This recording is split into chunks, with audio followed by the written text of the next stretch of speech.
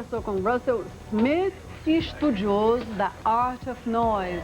Isso mesmo, a arte do barulho, que para uns pode ser insuportável e para outros ser glamuroso e até uma fonte de inspiração. Imaginem vocês, barulho. Pois é, minha gente, porque o barulho é a fonte da techno music e da música industrial também. Mas tem tantas outras coisas, o envolvimento com arte, enfim, é super interessante, tenho certeza que vocês vão amar essa entrevista com Russell Smith. É exclusiva aqui no GNT Fashion. Presta atenção quem gosta de música, hein? I always had a love-hate relationship with machinery, with the industrial. It always intimidates and frightens me, but it also irritates me with the noise that it makes when I'm trying to work. But it also entrances me because it's so glamorous. There's something about these abandoned warehouse locations and the roaring truck that passes by that's so powerful.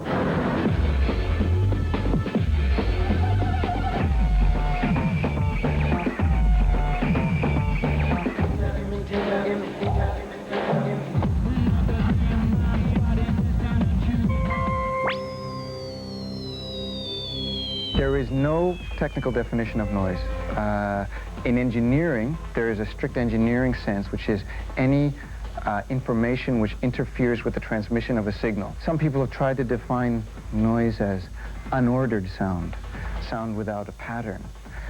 That's an inadequate definition, too, because you can have ordered white noise, as you hear in a lot of modern industrial music or techno music.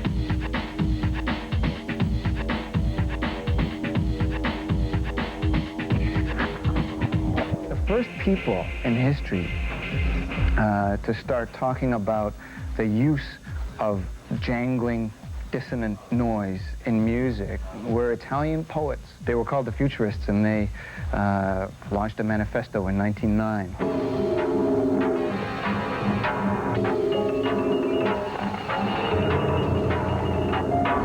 Futurism made their own wildly active but very jagged, hard-edged paintings. There was a composer among them called Luigi Russolo who wrote a manifesto about how music should be made to represent the industrial world around us and should glorify the beauty of machines. All these futurists were in love with machines, which they saw as power and progress. And Russolo organized a concert of noise music made with instruments of his own design. He had a list of the instruments: a shriller, a shatterer, a burster, and a snorter, a thunderer, a clapper. No recording was ever made of the music, but it wasn't really very musical.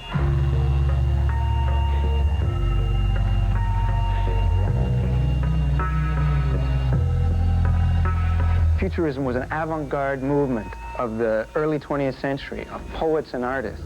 And now we glamorize futurism, and it's part of pop culture that we dance to. Many contemporary composers of electronic music, dance music, techno music, make conscious reference to those early intellectual thinkers of the early 20th century. The Art of Noise is the name of a band from the 1980s that did dance music, and I know that they were consciously referring to that futurist manifesto called The Art of Noise.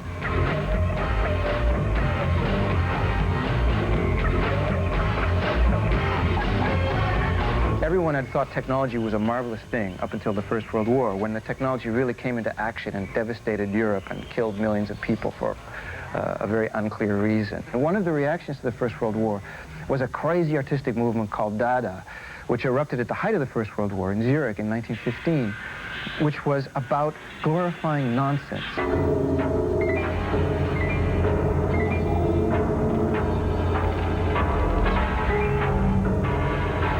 Dada was taking and putting things together that had nothing to do with each other, screaming sound poems that didn't make any sense, making collage pictures out of scraps of newspaper and putting them all together so that they didn't make sense. Again, this is something we're totally used to now at the end of the 20th century when we hear a group like Propellerheads splicing together a bunch of unrelated samples to largely humorous effect from movies and TV.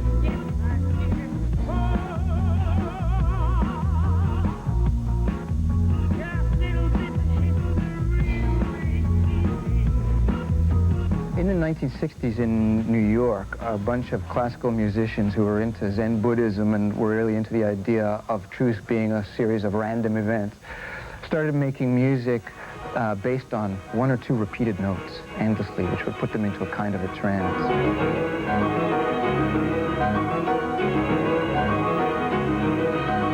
This was really shocking at the time. And this, of course, 10 years later, found its way into popular music. In the 1970s, a German group everyone knows now called Kraftwerk, which means power plant, were obsessed with technology and the beauty of technology. They loved technology. They loved high-speed trains. They did a song called Trans-Euro Express.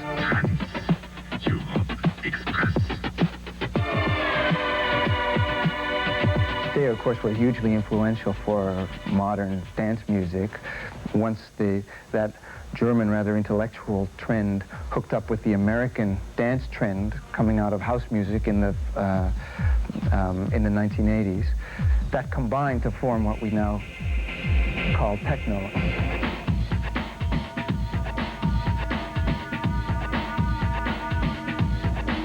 What I like about all these album covers is I like these blank labels.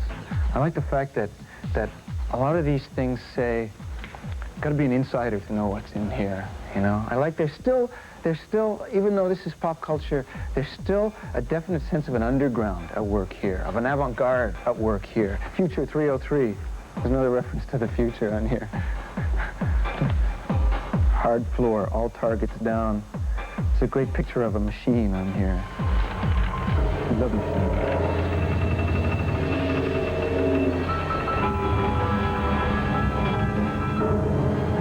We're used to the idea of sampling sounds, making collages of sounds, using the sounds of machines as glamorous, as romantic in some way. One generation's noise is the next generation's music.